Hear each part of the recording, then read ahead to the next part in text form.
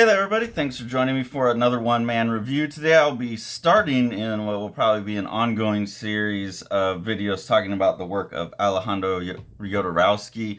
Most of the stuff I've got collected in these Jodorowsky libraries, and then some other stuff me and Sean have already talked about, like Metabarons and the Inkall, and some other books I have individually and have talked about. But when I'm going through these, since these libraries collect multiple stories, I figure with Jodorowsky's work, each kind of property is rich enough in its own that I'll take them one by one rather than a whole book. These are pretty cool books, just right out the gate. Really well produced, typical humanoids, nice hardcover book, really nice printing on nice coated paper. So I'm not going to talk about that much. I just want to really look into the artists that Jodorowsky works with, the themes of his work, since I know there's kind of these repetitious themes in a lot of his things. And yeah, really just get a full picture and as full of an assessment as I can, given the works that I have, of what a master is up to. The first book, unfortunately, in the series is Anibal 1, which is a piece that he did with George Bess. There's, I think, 4 volumes of it that collected here, or 2 of them broken into 2 chapters a piece, I'm not sure. Right out the gate, you get some really nice artwork in the book. When you're getting George Bess stuff, you're getting really awesome artwork. This definitely has a earlier feel where you still have the coloring looks like it's done probably with gouache and airbrush or something like that, probably on a blue line process on top of or underneath Bess's beautiful line work. So really kind of classic European volume art in this, and I absolutely love that. I love this type of coloring. I love this type of art. It's very much like working with the Moebius like level artist on this. So art right out the gate, kicking my ass. Some really strange concepts right out the gate as well, where we have like this character who's shooting guns out of his mouth, and he looks like a big simpleton running around, but it's pretty obvious that he's like a weapon that's been sent in to do a job. So I just like that visual of him choking the gun out. It's pretty strange. We get another very like Inkall looking image here, where the simpleton character, who we're going to find out is Anibal, meets his target, who is Lao Te King. This is like the target of the first one. And you can see a very Inkall Moebius type of spread here with a very big scale, a small character with a lot of machinery going around, really interesting colors. This book is highly sexualized. You get Anibal is basically an android that can go out and do assassinations, a lot of time using his sexuality as a ploy. And when he comes back, he's gonna have sex until he gets sent out again. So the story in this one's a little simple. I noticed we got these cool like squiddy creatures here that reminded me quite a bit of the squids from The Matrix, and this coming out in 1990. It's not inconceivable that the comic artists like Jeff Darrow, who were working on The Matrix, obviously were very exposed to the European scene and would have been fans of the work of Jodorowsky. So I think it's reasonable that, that concept might have been coming from an exposure to this work. This spread here gives us a sense of most of the main players in the ongoing couple stories here. We have the android cyborg assassin himself, Anibal, who can kind of shapeshift, and like I said, is like this overly sexed hunk. Kind of reminds me of, I'm going to blank on the game name, Ranks. Ranks is the name of the character, I think. Kind of the big buff guy like that. Also a little bit of like a Corbin figure in there. And then we have his owners here, who I think are Inanita, and this guy's name is Pinky, and then there's 2 twins that are Martin and Martine, who are always worried about the finances of the mission. So these 2 are sending Anibal on the missions. This guy and his twin are kind of like worrying about the financials, if the money they're gonna get from the assassination pays off. So this one, compared to other Jodorowsky stuff, to me seems like a little bit sillier, a little bit more jokey, a little less serious and like spiritual in nature.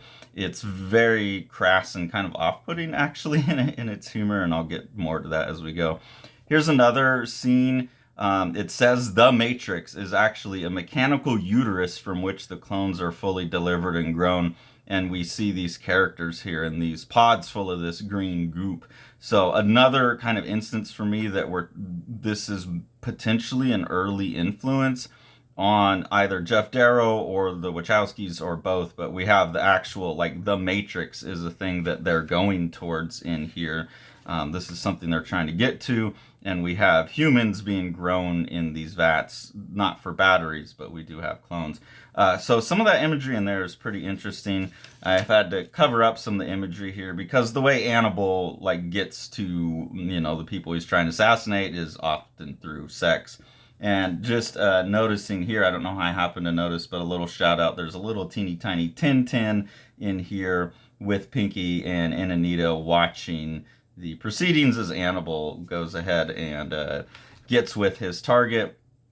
I'm covering up a whole bunch of stuff here, including the shot, but this is actually the cum shot where his dick explodes like a gun when he ejaculates and it assassinates the person. So that's what I'm saying. This one just kind of, I think, unnecessarily crass. It's trying to be funny about it, but I don't know. Like, maybe in 1990 heavy metal, that was funny, but it's just hard for me to see these days this kind of book passing as acceptable. I don't have any problem with people doing work like this, and I get a chuckle when I'm reading it. I'm not a censor or anything, but it's not the type of thing I'm going to seek out. It's not the type of thing I'm going to intentionally, you know, put in my head, unless it's in a context like this or it's part of some bigger reading of someone's work. But I wouldn't buy this book on its own, basically, just because the content's not for me. And personally, I wouldn't make this kind of content. I think people could be choosing not to make this kind of stuff when we'd have a healthier society, but I'm no censor or anything like that. Like, you do, you have fun. And that's pretty much what Jodorowsky's doing here. Then we get a second follow-up, and you can see now we've got, like, this weird, like, half monkey lady, and the strange sexuality continues. In this second story, the ashes of some old conquerors have been used to revive people like Hitler, Genghis Khan, Napoleon, Al Capone. So those are some of the villains. Again, a sense of, like, the silly stories. One thing I constantly have a problem with a lot of European volumes and translations is that the Europeans have a very different way of doing lettering than Americans, and I think you're kind of just supposed to read across, like, you know, it should kind of read across, and then you maybe want to come here, especially because the caption here overlaps both this panel and this panel, so you're setting up a very connected chain of panels like this, and then there's kind of a shape on the page that runs in an S pattern, but really you're supposed to read like this and then jump over to here and then to here, even though these are overlapping, and then to here, here, here, here, here. And so you really have to force yourself while reading this to stay with the panels and stay with the order of height and, you know, whether it's left or right justified within the panel. I get used to that over time, but visually, to me, it can still feel cluttered. And for how visually competent these artists are, how good they are at composition and things like that within a panel, it's a bit distressing to me that a lot of the artists, at least in this era of European comics, weren't really considering the page as a totality. They might look at the composition and placement of shapes, but they don't really have that sense of flow that I'm used to. George Bess obviously really enjoys drawing nature, really enjoys drawing jungles. That's something I've seen in a lot of his work. It seems like in this story, Jodorowsky is writing to that strength that George Bess has. In this scene, there's also a really cool little visual trick going on here that kind of counteracts what I was just saying about not really considering the full page. Here we actually have a full page, like, meta-compositional trick where we have a branch going over 3 panels, but there are 3 panels seen from quite different angles and in definitely different places. Like here, it's 2 above head views, but you're in front of and behind the tiger. Very different kind of relationship to the size of the water underneath. And then this one, even though we have a branch, we're on the ground and we're looking straight forward with the horizon line back here rather than looking down. So a really cool trick to like unify these three panels. And that's what I was saying, like these artists are very visually sophisticated within the panels, but then sometimes the balloons and stuff just get so crazy. This section also goes into like some of the territory that I never really like with Jodorowsky. There's always a lot of kind of rape in his work, and in this one, it's especially gross to me because Anibal is being psychically projected into all these animal bodies, and then he's projected into a tiger, and then he basically gets mounted and like raped by a tiger, and he's sitting there being like, oh my god, oh no, even though he's in a female tiger body. It's like kind of this homophobic moment of, oh, I'm getting fucked by this tiger, oh, get me out of here, guys. And the whole sequence just came off as like kind of tacky.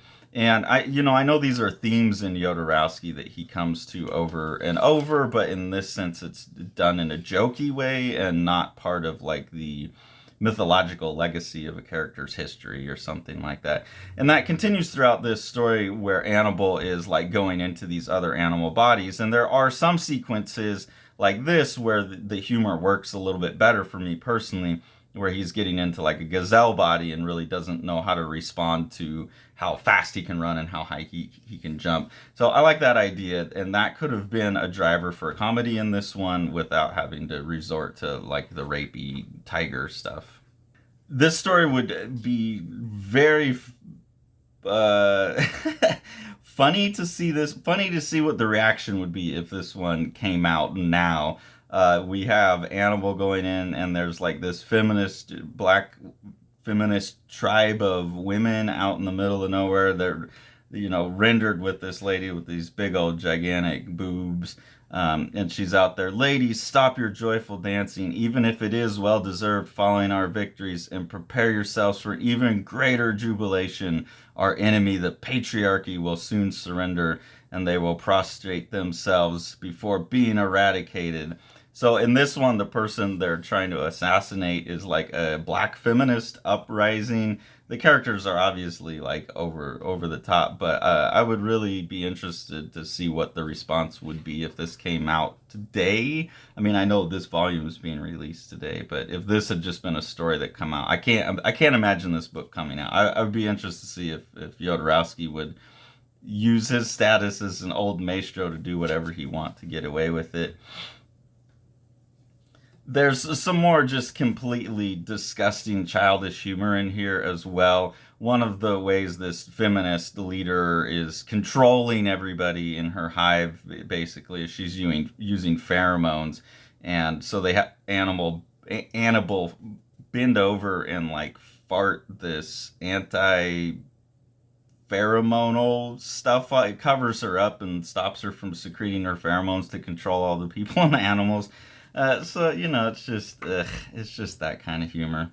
And then the fourth story, he's going in to take someone down. Again, it's kind of a feminist thing. I urge you to consider the formation of the first free women's republic here in Antarctica, a nation henceforth to be known as Clitoria.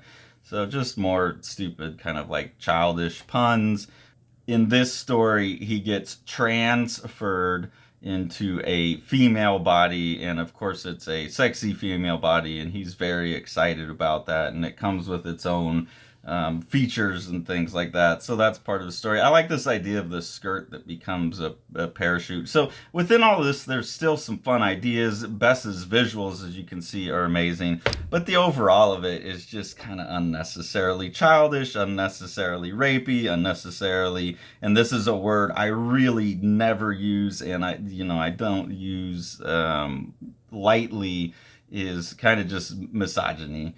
Like real casual misogyny on display of just like blowing here again, it's like he's shooting her with his ejaculation, and that's how he kills her. So I don't find any of that like premise really appealing. It's an unfortunate way to start the collection. I'm not sure why they did it that way, because I feel like this is one of the weakest Jodorowsky works I've read.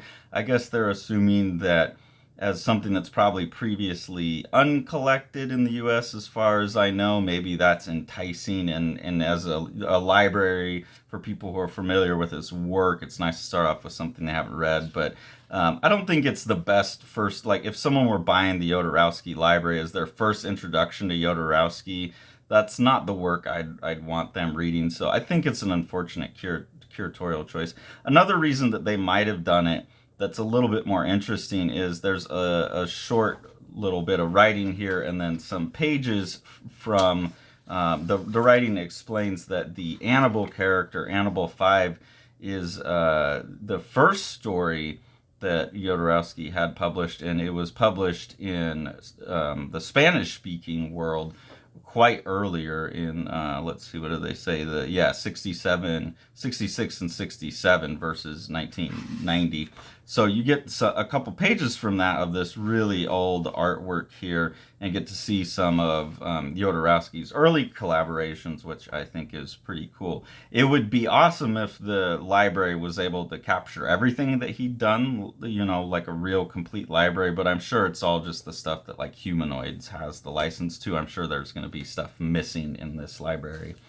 And then there's also a set of like sketchbook stuff here. You can see the insane amount of work that George Bess is doing, just to even develop, like, you know, this, like a color test for an image looks like better than most people's rendered drawings in his sketches. So really, really quite impressive there. And they have the like covers from the original French editions, things like that.